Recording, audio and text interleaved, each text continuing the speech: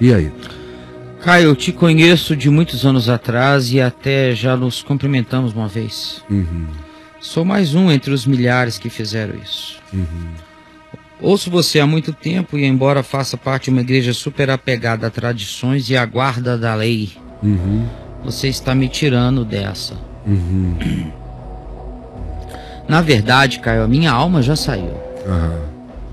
Mas falta retirar meu corpo dela.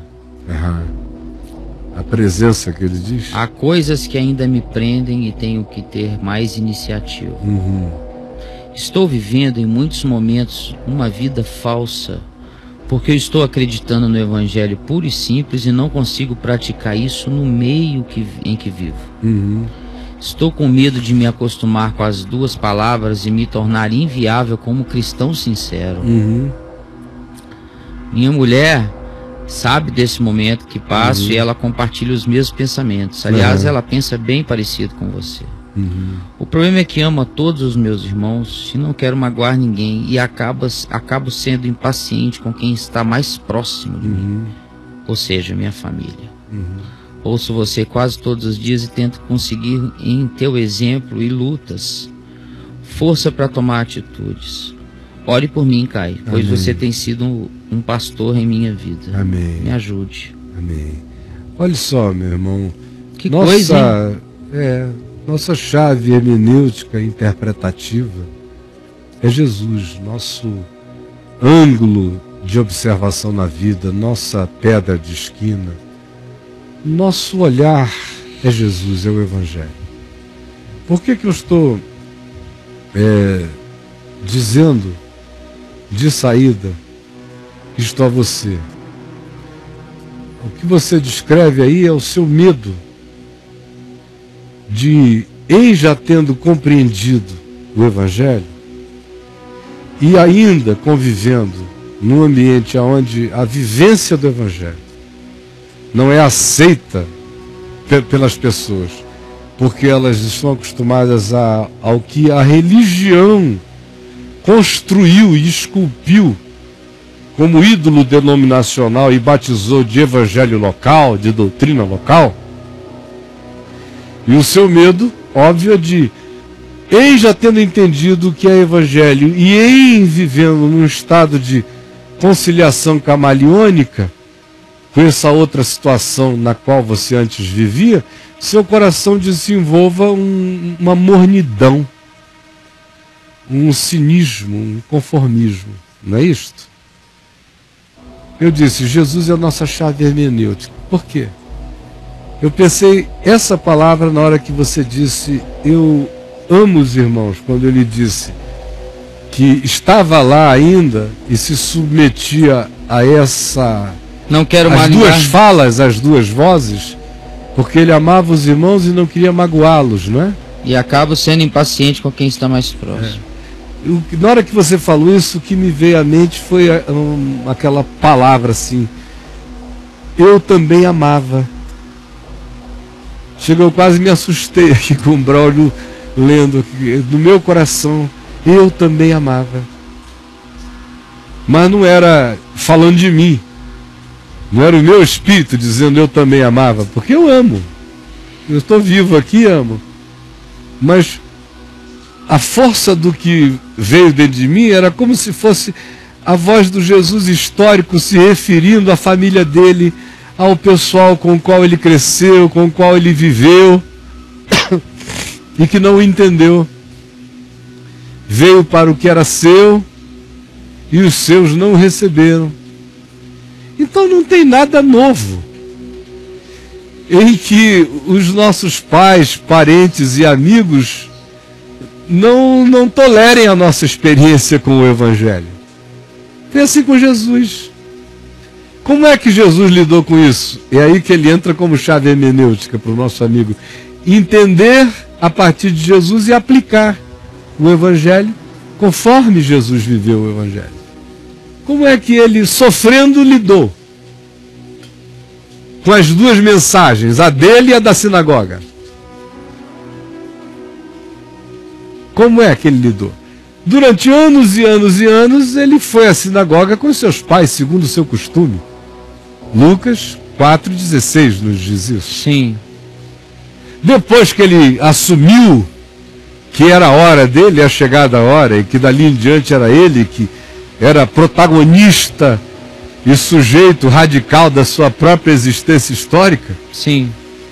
Ele começa a falar, daquele momento em diante ele vai à sinagoga segundo o seu costume, mas ou ele levanta-se para ler, ou lhe dão a palavra, ou quando ele chega na sinagoga os demônios começam a gritar que ele é o Cristo, e ele repreende o demônio, ou ele mesmo se dirige à frente da sinagoga e começa a falar, ou o chefe da sinagoga o convida, enquanto ele fala, um endemoniado se manifesta, ou alguém é curado como o homem da mão ressequida que ele viu num culto na sinagoga e disse, levanta a tua mão, estende-a agora, e o homem foi curado, e aquele dia era sábado. Então, o que a gente aprende com Jesus? Ao templo, em Jerusalém, ele ia também. Agora, nunca, fora aos 12 anos de idade, quando Lucas diz que ele foi levado ao templo pelos pais, ficou aqueles 3 dias para trás lá, até que os pais voltaram para buscá-lo, para encontrá-lo, onde se diz que ele conversava com os mestres e doutores da lei e os ouvia e dava a eles resposta e eles se admiravam da sua sabedoria.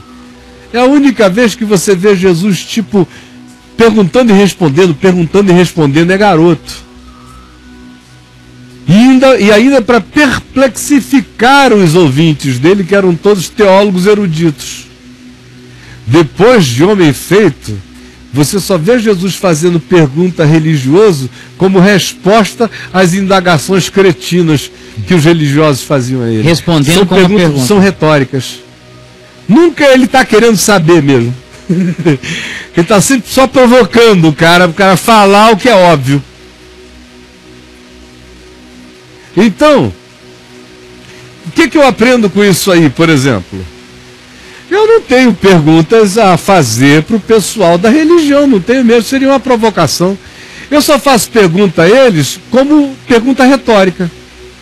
Que aí eles dizem, o Caio está sendo cínico. Quando é tão patético que eu falo com picardia. Mas do contrário, alguém já me viu ir numa convenção batista, ficar na porta, ir para o Supremo Concílio da Igreja Presbiteriana, onde eu conheço todo mundo, e ficar lá na porta.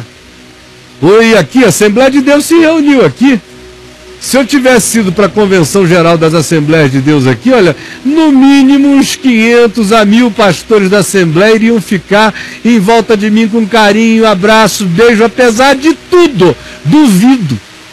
Eu sei que apesar de tudo ainda haveria, no meio daqueles 20 mil que vieram aqui, 1000 que grudariam em mim com amor, sem medo dos demais. Eles não me veem fazer nem isso. Alguém já me viu, já ouviu dizer que eu fui para a porta de um templo da Universal e fiquei clamando alguma coisa? Arrependam-se! Não, nem vai me ver. Eu sei onde eu me posiciono para falar e vem me ouvir quem quer. Ou eu sei quais são os lugares públicos aonde eu posso dizer o que eu penso. E também tenho que estar preparado para ouvir o que qualquer um outro pense de volta. Certo? E também sei, além disso, que